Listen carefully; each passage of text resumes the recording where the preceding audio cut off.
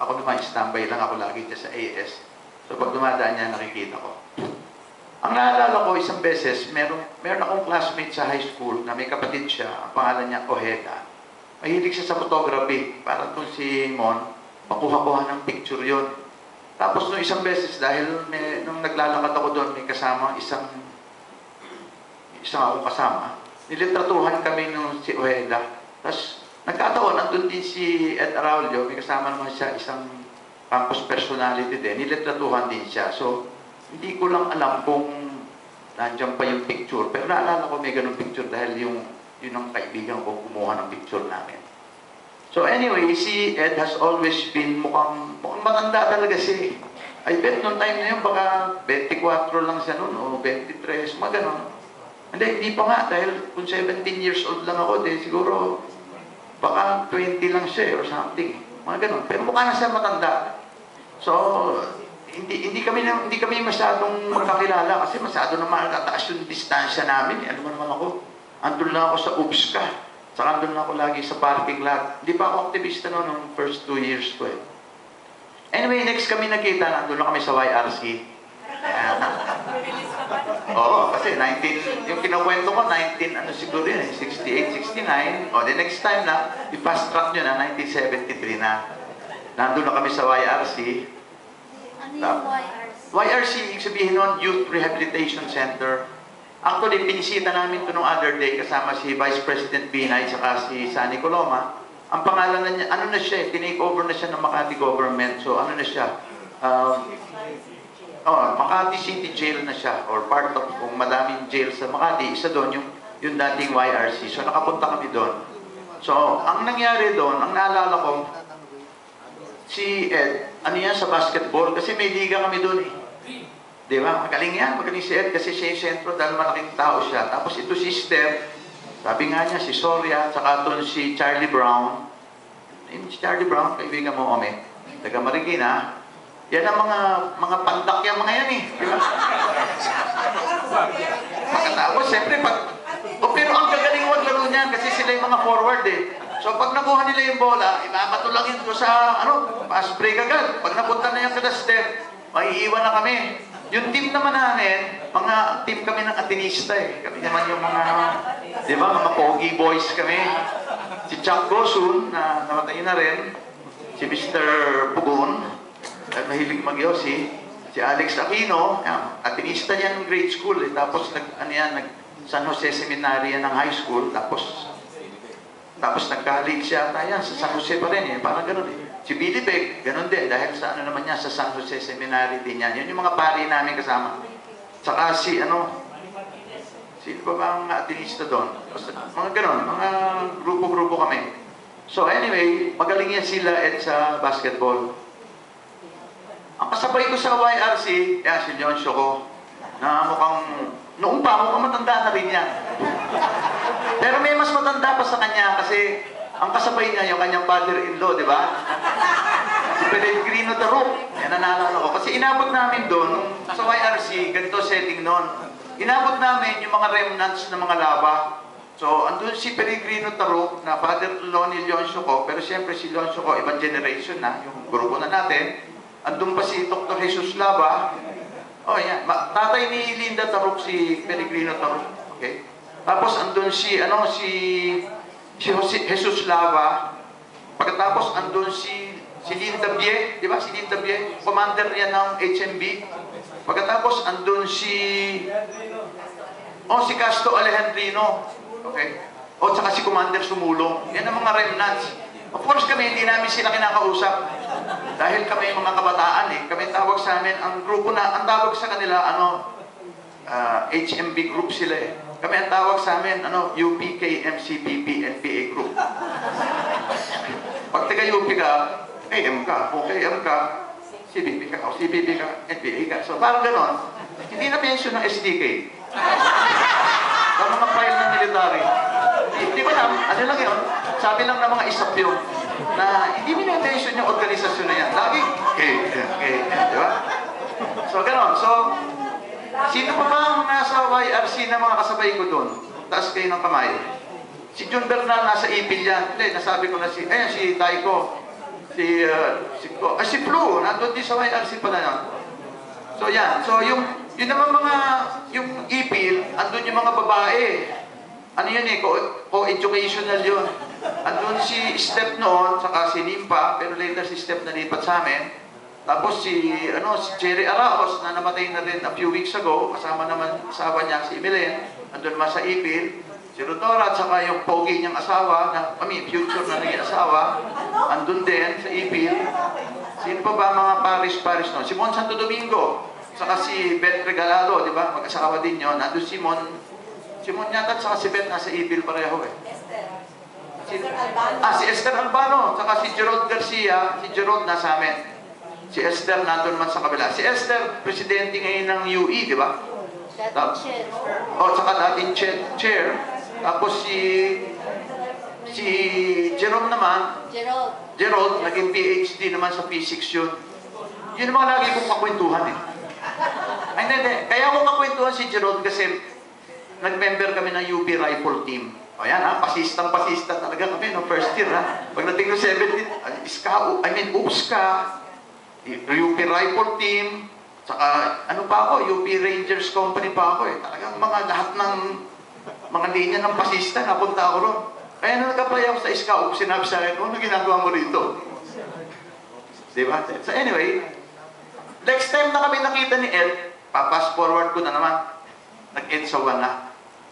Tapos beeper pa yata nun eh. Tapos tumawag yan si Ed. Sinama si Rodora, ako, siya, at saka may isa pang dati din kasama sa YRC, hindi ko na sasabihin yung pangalan kasi tinakbo yung pera namin. Hindi ko na sasabihin yung pangalan, bubulong ko na lang sa inyo, ma'am, yung pangalan nung yun. So anyway, tika mapuwa yata yung hayop na yun. Nagturo na, yun yung nagtuturo ng Chinese, di ba? Di ba nung time na nasa YRC tayo, meron kaming lessons eh. May nagtuturo ng, sino nagtuturo ng Ilocano? Si Abring. Si Abring nagtuturo ng Ilocano, isa nagtuturo ng Spanish. So ganun kami eh.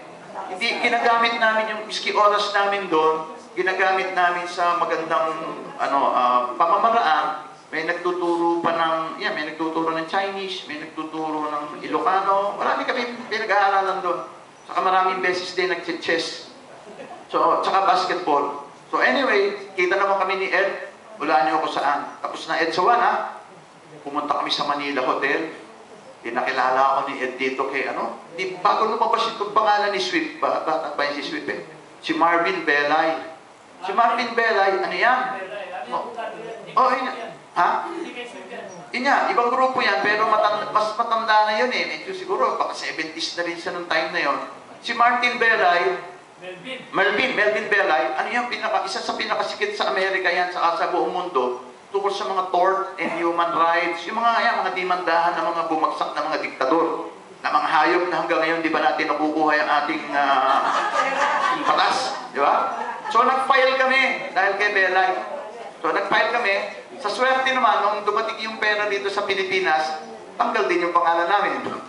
Hindi ko alam kung si Ed nakatanggap. Di rin Di niya. Isa lang daw ibig sabihin kung hindi ka nakatanggap ng pera. Kung may A yung pangalan mo, baka ang unang sumunod na letra, A. Dahil kung meron ka daw J, meron ka daw $1,000. Yun lang ang usap-usapan. Hindi ako nakakasigurado kung totoo yun. Pero lahat nung nililitutuhan pa kami kilala naman tayong lahat dyan. Pero pagdating ng abutan ng cheque, oops, yung mga medyo... Siyempre, yung misis ko, pangalan, Julian. Siyempre, malapit ako sa mga J, di ba? Rodora Julian. Di ba pala ako RJ? Galit pala ako sa mga RJ. Na Rodora Julian. So anyway, itong si Ed, kumain nga kami sa Manila Hotel. Umorder pa kami ng steak. Andun kami sa champagne room, sa Manila Hotel. Pagpasok mo yung sa kaliwa, steak room yun. So sabi na yun, tanggap kaya tayo ng milyong-milyong dolyar? Sabi niya, hindi bale, wag mong pakialaman yung milyong-milyong dolyar. Kumain kang pinakamahal na kaya mong kainin. O yun, so nung nakakain kami, yun yung kabayaran sa amin ni Marcos. Nakakain kami, yung pinakamahal na steak, in-order namin. Noong time na yun, tig-1,000 na sa Manila Hotel. Isa to, mga 4 to, kami. Iba-ibang mesa kasi yun eh. Yung ibang mesa, doon naman siya. So anyway, Fast forward na naman natin. Sa pa ba na huling nakita si Ed? Itong palang eleksyon, itong 2010, noong mga 2009 ba yun?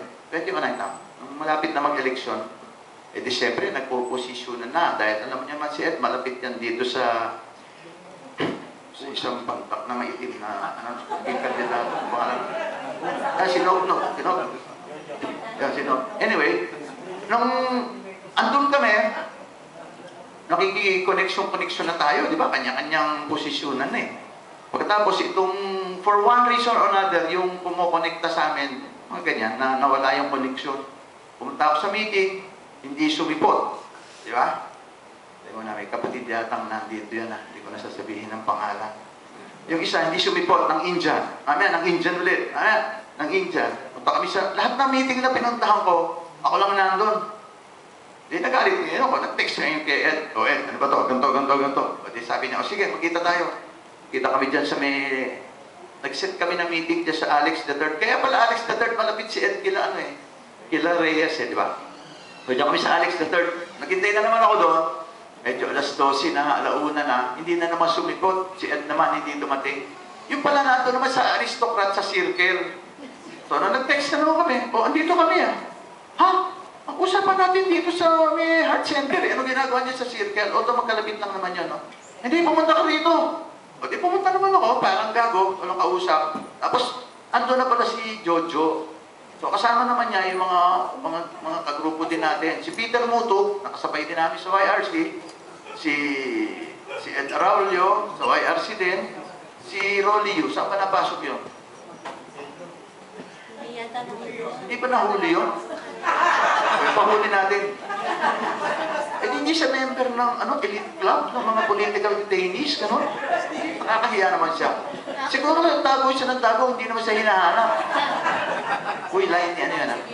Hindi bilhin na pumusay na yun. So anyway, sabi na naman, binigyan na naman kami nila ng kwento, di ba? Hindi mo naman kilala yung mga kinakampanya mo eh. Ito, kilala mo to eh. Ganito, kasamahin natin to. Ganon. O sige, sumama na lang ako sa inyo. Kaya ang tawag namin sa sarili namin, yung 1% club. Alam mo kung ba't 1%? Kasi no si Jojo, nag-survey, 1% lang ang gusto sa kanya, di ba? Di ba nagka-survey? Siyempre sabi niya, hindi, kaya 1% kasi pangalan ko nandun sa for president. Dahil di ba nag-slide down siya? Andun din ako sa for vice president. So yung mga tao, nagpumoto sa akin doon, nag-survey din dito, 1% club. Siyempre, of course, the rest is history. Kasi after yung 1%, naging 4 yun eh. Yung susunod na survey, naging 9 na eh. Pagkatapos nung naging 9 na, naging 18, tapos susunod na, 27 na. Ako, nagte-text na yung mga tao niyan. Sabi ko, gago ba kayo? Paano kami nanalo? 6% pa yung kailangan nyo. Sabi niya, hindi kailangan na 6%. Pag 27 ka, kalaban mo 33. Ang kailangan mo lang 3%. O bakit? Kukunin mo nga doon sa isa, papagsak na eh. Diba? So, nung pagdating ng the week before the elections, ang naging survey, 33.3 saka 33.1 na. So, nakauna na itong taga YRC saka taga AP na maliit na lalaki na medyo, wait naman.